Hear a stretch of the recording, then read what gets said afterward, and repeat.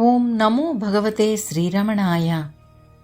రమణ మహర్షి గారి తల్లి అలగమ్మ, తమ్ముడు నాగసుందరంలా రాక. కాని రెండవ కొడుకును వదిలి ఇంట్లో ఉండడానికి ఆమె మనస్సు అంగీకరించలేదు. 1917 ఏప్రిల్లో తన మనవడు వెంకట్రామన్ పుట్టు వెంట్రుకలిచ్చి మొక్కు తీర్చుటకు నాగసుందరంతో తిరుపతి వెళ్లి తిరుగు ప్రయాణంలో అరుణాచలంలో తను ఆగిపోయింది. మహర్షితో విరూపాక్ష గుహలో ఉండసాగింది. సంసారం త్యజించింది. ఈశ్వర లీలలు అద్భుతము కదా. ఆశ్రమంలో శిష్యులు కూడా ఆమె ఉండడానికి తమ అంగీకారాన్ని తెలిపారు. విరూపాక్ష గుహ చిన్నదిగా ఉండడం వల్ల నూతనంగా కొండపై నిర్మించిన స్కందాశ్రమానికి అందరూ తరలి వెళ్లారు. స్కందాశ్రమ వివరాలు. విరూపాక్ష గుహకు పైన కొండపై కొంత దూరంలో ఒక జలధార ఉంది. అది నిరంతరం స్రవిస్తూ ఉంటుంది. దాని చెంత నివాసముంటే బాగుంటుందని భక్తులు తలిచారు. 1915, 1916లో ఆ ప్రాంతాన్ని బాగుచేసి ఒక భవనాన్ని శిష్యులు తయారు చేశారు. చుట్టూ తోట వేశారు. ఆశ్రమం అంతా నారికేళ వృక్షాలతో, మామిడి వృక్షాలతో నిండి ఊరి నుండి చూసేవారికి అతి మనోహరంగా కనిపించేది. గిరి హృదయంలా అనిపించేది. ఆ భవనంలో వంటకు ఉండడానికి 2 గదులు, ముందు వసారా ఉన్నాయి.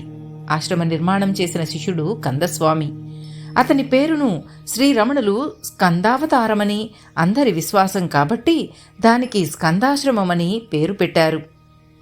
1922 డిసెంబర్ వరకు భగవానులందులో ఉన్నారు. తల్లిని అరుణాచలంలో వదిలి నాగసుందరం తిరువెంగాడు వెళ్లాడు. తన కొడుకుని నెల్లి అప్పాయి భార్య వద్ద వదిలి రావడం చేత ఒంటరివాడే ఎన్నో అవస్థల పాలయ్యాడు. అటువంటి సమయంలో అరుణాచలం నుంచి నారాయణ రెడ్డి అనే భక్తుడు వచ్చాడు. అలగమ్మ అవసాన దశలో కొడుకులిద్దరూ తన కళ్ళెదుట ఉండాలని కోరుకుంటోందని, అది చెప్పడానికే తాను వచ్చానని తెలియచేశాడు. తల్లి కోరికపై నాగసుందరం 1917 జులైలో అరుణాచలం వచ్చాడు. భగవాన్ బంధువుల పట్ల ఉదాసీనులని గ్రహించడం వల్ల నాగసుందరం మొదట్లో గంభీరం శేషయ్య గారింట్లో, తరువాత ఊరిలో ఉన్న సత్రంలో భోజనం చేసేవాడు. ఒక భక్తునిలా మాత్రమే మహర్షిని దర్శించి వెళ్లేవాడు. మహర్షి బోధలు అవగాహన చేసుకున్న వాడవడం వల్ల తాను ఇప్పుడు సన్యసించి కాషాయ వస్త్రాలు ధరించాడు. 1918లో నిరంజనానంద నామాన్ని స్వీకరించాడు. భిక్ష చేసుకునేవాడు. ఆశ్రమ శిష్యులకది బాధ కలిగించేది. వారు కూడా నిరంజనానంద స్వామిని ఆశ్రమంలో ఉండడానికి అంగీకరించారు. శ్రీరమణుల ముత్తాత కాలంలో ఒక సన్యాసి ఇచ్చిన శాపం శ్రీరమణులతో ఆగక వారి తల్లిని తమ్ముని కూడా సన్యసింపచేసింది. ఈ ముగ్గురు ఒకే ఆశ్రమంలో బంధుత్వ భావం లేకుండా ఉండడం ఊహాతీత విషయం. ఈశ్వరానుగ్రహమే అలా శాపరూపం దాల్చినదనడంలో సంశయం లేదు. అలగమ్మ వయసు మీరినదవడం చేత రమణులను ఒక్క క్షణమైనా విడిచి వెళ్లేది కాదు. చివరికి కూతురు అలిమేలు గృహప్రవేశానికి రమ్మని ఆహ్వానించినా వెళ్లలేదు. కనీసం ఒక్కసారి కాలు పెట్టి వెళ్లమని ఆ కూతురు ఎంతో బ్రతిమలాడింది. తీరా అక్కడికి వెళ్ళాక తనకు జబ్బు చేస్తే ఎలా అన్న భయం ఆమెను వెంటాడేది. ఆ కొడుకు చేతుల్లోనే పోవాలని ఆమె కోరిక. అందుకే రానని కూతురికి చెప్పింది. ఈ శరీరాన్ని రక్కిస పొదల్లో విసిరిపారేసినా సరే నీ చేతుల్లోనే అంతమొందాలి అనేది శ్రీరమణులతో. అలగమ్మ వచ్చిన కొత్తల్లో వంట చేసేవారు కాదు. యచ్చమ్మ, మొదలయారుపాటి అనే భక్తులు తెచ్చినవి తినేవారు. విరూపాక్ష గుహలో నీటి సౌకర్యం లేకపోవడం వల్ల తల్లికి ఇబ్బందిగా ఉండేది. అందువల్ల భగవాన్ భక్తులతో కలిసి స్కందాశ్రమ జలధార వద్దకు వెళ్లి స్నానం చేసి తల్లికి 2 పెద్ద కమండలాలతో నీళ్లు తెచ్చేవాడు. ఆమె చిన్న బట్ట కట్టుకుని కూర్చుంటే ఆ నీటిని గుమ్మరించేవారు. ఎవరో ఒకరు ఆమె బట్టను ఉతికి తెచ్చేవారు. అలగమ్మ ఒక రోజున భగవాన్కి జంట అప్పడాలంటే ఇష్టమని దానికి కావలసిన వస్తువులను మొదలియారుపాటి ఎచ్చెమ్మలతో తెప్పించింది. అప్పడాల పిండిని తయారు చేసి, నాయనా అప్పడాలు ఒత్తి నాకు సహాయపడతావా అని అడిగింది. అన్నీ వదిలి వచ్చినా ఆమెకు గల జిహ్వా చాపల్యం తొలగించి వైరాగ్యభావం కలిగించాలన్న తలంపుతో దొరికింది తిని పడి ఉండక, ఇవన్నీ ఎందుకు, నేను చెయ్యను, నీవు చేసినా తినను, అన్నీ నువ్వే చూసుకో, అన్నీ నువ్వే తిను అని ఖండితంగా చెప్పారు. అయినా వదలక ఆమె పిలుస్తుంటే, అమ్మా నీ అప్పడాలు నువ్వు ఒత్తుకో, నా అప్పడాలు నేనే ఒత్తుకుంటానని చెప్పి కాగితం కలం పుచ్చుకుని ఆమె పక్కనే కూర్చుని అప్పడపు పాట రాశారు. ఆమెకు పాటలంటే పంచప్రాణాలు. భగవాన్ పాట వింటూ అప్పడాలు చేసింది. ఆ పాట పూర్తయ్యేసరికి ఈమె అప్పడాలు చేయడం కూడా పూర్తయింది. అప్పుడు భగవాన్, నేనీ అప్పడం తింటాను, నీవవి తిను అన్నారు. ఆ అప్పడపు పాట శ్రీ రమణులు అరవంలో రాశారు. దానిని భక్తుడు శ్రీ ప్రణనానందులు తెలుగులోకి అనువాదం చేశారు. ఆ పాట విశిష్టతను భగవాన్ భావికాలంలో భక్తులకు చెప్పారు. వారి మాటలలో, ఈ అప్పడపు పాట రాసిన తర్వాత ఒకరోజు అందరం గిరి ప్రదక్షిణకు బయలుదేరాం.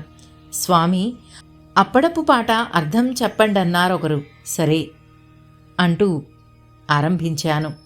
తానుగాని పంచకోశ క్షేత్రమునందు అన్న వాక్యానికి భగవద్గీత మొదలైన వేదాంత గ్రంథాలలో ఉన్న ప్రమాణాలన్నీ చెప్పాను. అలాగే ప్రతి పాదానికి ఎన్నెన్నో ప్రమాణాలు చెప్తూ వివరించాను. ప్రదక్షిణ ముగించి విరూపాక్ష గుహకు వచ్చేశాం. తత్వసారమంతా ఆ ఒక్క పాటలోనే ఇమిడి ఉందన్న మాట. సరిగ్గా వ్యాఖ్యానిస్తే అదే పెద్ద గ్రంథమవుతుంది. భగవాన్ తల్లి మెల్లమెల్లగా వంట చేయడం ప్రారంభించింది. భగవాన్ ఎంత ఖండించినా ప్రయోజనం లేకపోయింది. అబ్బాయికి ఆ కూర ఇష్టం, ఈ కూర ఇష్టం అంటూ కొండంతా తిరిగి ఏవేవో తెచ్చి వండేది. సాంప్రదాయక కుటుంబం అవడం వల్ల ఆమె మొదటి నుండి మడి ఆచారం ఎక్కువ. ఇది అక్కడ కూడా పాటించటానికి చూసేది. మడి మైల భావాలను ఆమె మనసులో నుండి తొలగించడానికి అనేక సందర్భాలలో సమత్వం గల భగవాన్ పరిహాసంగా మాట్లాడేవారు. ఒకసారి భక్తురాలు తేసూరు అఖిలాండమ్మ తినుబండారలేవో తెచ్చి భగవాన్ ముందుంచి తినమంది. భగవాన్ తీసుకుంటూ తల్లిని కూడా తినమన్నారు. నువ్వు తింటున్నావుగా, చాలులే అందామే కోపంతో. అప్పుడు భగవాన్, అందరితో కలిసి ఉండాలి, అది కుదరకపోతే ఇంటికి వెళ్లడం ఉత్తమం. సమత్వం ఆధ్యాత్మిక విద్యకు మొదలు చివరా కూడా అంటూ సమర్థించారు. స్కందాశ్రమంలో ఉండే రోజుల్లోనే ఒక మాలవాడు కట్టెల మోపు తెచ్చేవాడు. భగవాన్ తల్లితో ఆయనకు భోజనం పెట్టు అనేవారు. మడి ఆచారం వదిలేసి తాను తన కొడుకు తినకుండా వాడికి పెట్టడానికి చాలా బాధపడేది. ఎందుకు మనిషికి మనిషికి మధ్య భేదం? వాడు బ్రాహ్మణుడని, వీడు మాలవాడని అందర్నీ భగవంతుని రూపంగా చూడలేవా అని మందలించేవారు. ఒక్కోసారి ఆమెను హాస్యం పట్టించటానికి, అమ్మా, నీ బడిబట్టను ఆ మస్తాను తాకాడని, వంటపాత్రను మాలవాడు ముట్టుకున్నాడని, మైల వస్త్రంతో ఎట్లా భోంచేస్తావని అనేవారు. అలగమ్మకు ఉల్లిపాయలు, ములక్కాడలంటే ఇష్టం లేదు. వాటిని తినేది కాదు. ఒక రోజున భగవాన్ ఒక ఉల్లిపాయ చేత్తో పట్టుకుని దాని వంక చూస్తూ, ఓ ఉల్లిపాయ, చూడడానికింత చిన్నదానివి, మా అమ్మ మోక్షానికి వెళ్ళేటప్పుడు ఉల్లిపాయ పర్వతంగా అడ్డు వస్తావు కాబోలు అని ములక్కాయలు పట్టుకుని అమ్మకు ములక్కాయల మహారణ్యం అడ్డవుతుందని అంటూ వ్యంగ్యంగా నవ్వేవారు.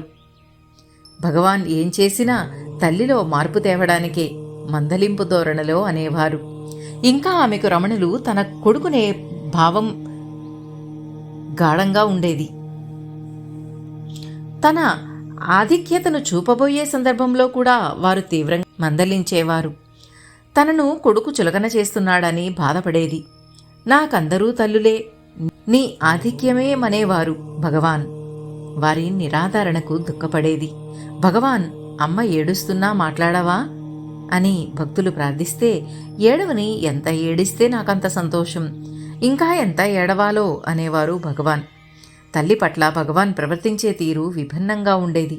ఆమెను పెత్తనం వహించే తల్లిగా కాకుండా ఒక సాధకురాలిగా, ఒక భక్తురాలిగా మాత్రమే చూసేవారు. ఒక్కోసారి భక్తుల ఎడ చూపే చనువు కూడా ఆమె పట్ల చూపేవారు కాదు. సన్యసించి తననే నమ్మి వచ్చిన తల్లిని ఆ విధంగా తక్కువ చేసి చూడడం భక్తులకు ఆశ్చర్యాన్ని కలిగించేది. కానీ లోతుగా చూసినట్లయితే బాహ్యంగా ఆమె పట్ల చూపిన కాఠిన్యం ఆమెలోని అహంకార, మమకారాలను తొలగించడం కోసమే, ఆమెను క్రమక్రమంగా పక్వం చేయడం కోసమే భగవాన్ అలా ప్రవర్తించేవారు. మెల్లమెల్లగా ఆమెకు స్వామి బోధ అవగాహన కావచ్చొచ్చింది. తాను కూడా స్వామి భక్తులలో ఒకతననే భావం ఏర్పడింది. ఒకనాడు ఆమెకు స్వామి జ్యోతి రూపంగా, మరొక మారు శివుని వలె కనిపించారు. స్వామి సన్నిధిలో కడితేరవలనన్న భావం ఆమెకు బలీయంగా ఉండేది. 1919లో తిరువన్నామలైలో ప్లేగు వ్యాధి ప్రబలింది. సేవకులు, శిష్యులు భయంతో స్కందాశ్రమం వదిలి వెళ్లిపోయారు. స్వామి పరిచారకుడు అన్నామలై స్వామి ప్లేగు వ్యాధితో మరణించాడు. అట్టి క్లిష్ట సమయంలో అనగా 1919లో చిన్నతనం నుండి భక్తిభావం కల కుంజుస్వామి అనే భక్తుడు స్వామి సన్నిధికి వెళ్ళాడు. అల్లంత దూరం నుండే అతని రాక గమనించి భగవాన్ సంతోషంతో తల్లికి అతన్ని చూపిస్తూ, అమ్మా అడిగో వస్తున్నాడు, మనకు సేవ చెయ్యడానికి ఎవరూ లేరే అని దిగులు పడ్డావు కదా అన్నారు. అలా అరుణాచలేశ్వరుడు పరిచారిక లోపం లేకుండా చేశాడు. ఆనాటి నుండి కుంజుస్వామి శ్రీ రమణులు నిర్యాణమయ్యే వరకు వారి పాదాలకు అంకితమైపోయాడు. ప్లేగు భయం తొలగిన తర్వాత అధిక సంఖ్యలో భక్తులు రావడం మొదలైంది. వృద్ధాప్యం వల్ల అలగమ్మకు తరచూ సుస్థి చేసేది. అటువంటి సమయంలో కుంజుస్వామి ఆమెకు చేసిన సేవలు మాటలలో చెప్పలేం. తల్లి అలగమ్మ నిర్యాణము. ఆమె జీవితంలో చివరి 2-3 నెలలు వ్యాధి వల్ల ఆరోగ్యం పాడైంది. మందులు కూడా పనిచేయలేదు. మరణం తప్పదని భావించి బంధువులకు తంతి వార్తలు పంపారు. ఆమె స్మృతిలో ఉన్నంతసేపు స్వామి ఆత్మ గురించి బోధ చేసేవారు. స్మృతి చెదరినప్పుడు గణపతి మునేంద్రాదులు వేదఘోషను రామనామస్మరణము చేసిరి. చివరి క్షణాలు సమీపించినట్లుగా ఊర్ధ్వశ్వాస గురక మొదలయ్యాయి. ఆ రోజు ఇంగ్లీషు క్యాలెండర్ ప్రకారం 19/5/1922 దుందుబి నామ సంవత్సర వైశాఖ బహుళ నవమి. భగవాన్తో సహా భక్తులెవరూ భోజనం చేయలేదు. మోక్షదక్షులైన స్వామి తల్లి అంత్యకాలం సమీపించిందని గ్రహించారు. ఉదయం నుండి తల్లి దగ్గరే కూర్చున్నారు. ఆమె హృదయంపై తన కుడి చేతిని, శిరస్సు పైన ఎడమ చేతిని ఉంచి మౌనంగా ఆమెపైనే దృష్టి నుంచారు. రాత్రి 8 గంటలకు అమ్మపై నుండి చేతులు తీసి పెద్ద బరువు దించినట్లుగా, అమ్మయ్యా, అమ్మ ఇప్పుడు మోక్షం పొందింది అన్నారు. అంతవరకు తాము జరిపిన ఆ మహాకార్యాన్ని శ్రీరమణులు అక్కడ ఉన్న భక్తులకు ఇలా వివరించి చెప్పారు. అమ్మకు పూర్వజన్మ వాసనలు, భావి జన్మకు కారణమైన ప్రవర్తులు ప్రకోపించాయి. నేను నా హస్తదీక్ష ద్వారా నా ఆత్మశక్తిని ఆమెలోనికి ప్రవేశపెట్టాను. నా ఆత్మశక్తికి ఆమె వాసనలకి తీవ్రమైన యుద్ధం జరిగింది. ఆ దశలో అమ్మకు బాహ్యస్మృతి లేదు. కానీ ఆమె భవిష్యత్తులో అనుభవించవలసిన జన్మ పరంపరానుభవాలను సూక్ష్మ శరీరంతోనే, సూక్ష్మ లోకంలోనే వేగంగా అనుభవించింది. ఇట్లా సంచితం అనే కర్పూరం జ్ఞానాగ్నికి భస్మమైపోయింది. ఆమె ప్రాణశక్తులను బహిర్గతం కానీయకుండా హృదయంలోనే అణిచివేశాను. అమ్మ ఇప్పుడు విముక్తి పొందింది. భగవానుల తల్లి అలగమ్మ అలా మహానిర్యాణం చెందింది. ఇంకా ఆమెకు పునరావృత్తి కారణమగు కారణ శరీరాదులు లేవు. తల్లి అస్తమించాక మహర్షి లేచి చింతలేని నిర్మల స్వరంతో మనమింకా భుజించవచ్చు, మనకు మైలు లేదన్నారు. అంతటా ఎల్లరూ భుజించారు. ఈ సంఘటన ద్వారా శ్రీరమణులు మోక్ష మార్గాన్ని ఉపదేశించేవారు మాత్రమే కాదని, మోక్షానుగ్రహ దక్షులని లోకానికి స్పష్టమైంది. ఈ అపూర్వ సంఘటన వారి జీవితానికి పతాకము వంటిది.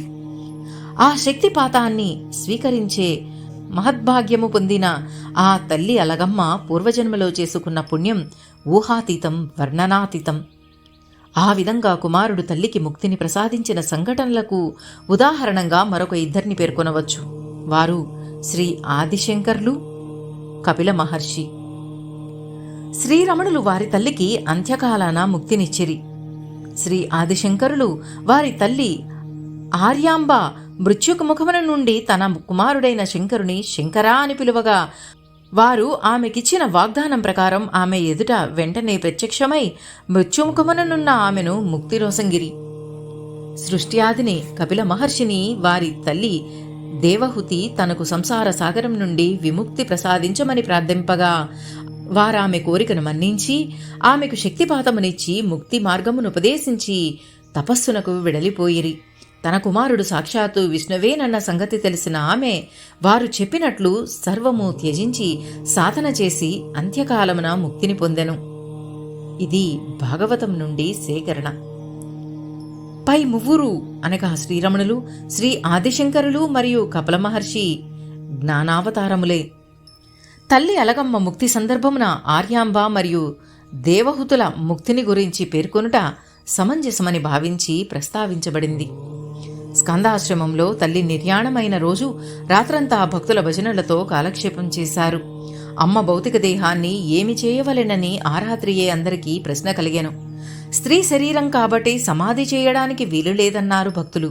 కాని మహర్షి ముక్తురాలి దేహమును దహనము చేయకూడదు, సమాధియే మంచిదని అంతకు ముందే రమణగీత యందు చెప్పి ఉన్నందున శిష్యులు ఆమె భౌతిక దేహాన్ని సమాధి చేయ నిశ్చయించుకొనిరి. ఆ మర్నాడు తెల్లవారుసరికి అమ్మ కళేబరాన్ని ఒక వెదురుకు కట్టి స్కందాశ్రమం నుండి తీర్థపు చెరువునకు దక్షిణామూర్తి మంటపానికి మధ్యనున్న ఒక అశ్వత్వృక్షము నీడకు కొనిపోయిరి. ఆ నీడ యందు గోతిని తీసి ఆమె శరీరాన్నందుంచి గోతి నిండా కర్పూరం, విభూతి, పరిమళ ద్రవ్యములు, ఉప్పు కుమ్మరించి పూడ్చివేసిరి. దానిమీద ఇటుకలతో సమాధిని నిర్మించిరి. దైవవశమున ఆ సమయంలోనే కాశీ నుండి వచ్చిన శివలింగాన్ని దానిపై స్థాపన చేశారు. ఆ దేవునికి మాతృభూతేశ్వర, అమ్మ అయిన ఈశ్వరుడు నామము నిర్ణీతమయ్యను.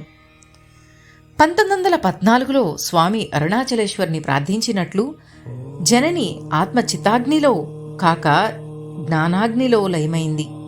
మహాపూజా దినమునకై గణపతి ముని అలగమ్మ మీద సౌందర్యాంబా షట్కము నిర్యాణ శ్లోకములు రచించిరి. అమ్మ కళేబరాన్ని వెదురుకు కట్టి శ్మశానానికి తీసుకొచ్చారు కదా, ఆ వెదురు గురించి శ్రీరమణ భక్తుడైన కుంజుస్వామి ఒక విచిత్ర సంఘటన వెల్లడి చేశారు. ఒక రోజున భగవాన్తో కలిసి మేము కొండ ఎక్కుతున్నాము. కొండ మీద ఒక వెదురుతోపు ఉంది. భగవాన్ ఒక పెద్ద వెదురును చూపిస్తూ అది కొట్టి తీయమన్నారు. మేం తీశాం. అది అష్టవంకరలతో ఉంది. భగవాన్ ఆ వంపులు తీయడానికి దానిమీద పెద్ద పెద్ద రాళ్లు పెట్టించారు. మొత్తానికది తిన్నగా అయ్యింది. దేని ఎడలా లక్ష్యం లేని భగవాన్ ఆ వెదురు గురించి అంత శ్రద్ధ తీసుకుంటున్నారేమో అని విస్తుపోయాం. అమ్మ కళేబరాన్ని ఆ వెదురికే కట్టి కొండ క్రిందకు తీసుకొచ్చాం. అమ్మ దేహాన్ని మోసే అదృష్టం నాకు కూడా కలిగింది. భగవాన్ చేసే ప్రతి పనిలోని మాటలోని అంతరార్థం గ్రహించడం ఎవరికి సాధ్యం? ఈ సంఘటన శ్రీవారి సర్వజ్ఞత్వానికొక నిదర్శన. ఓం నమో భగవతే శ్రీరమణాయ.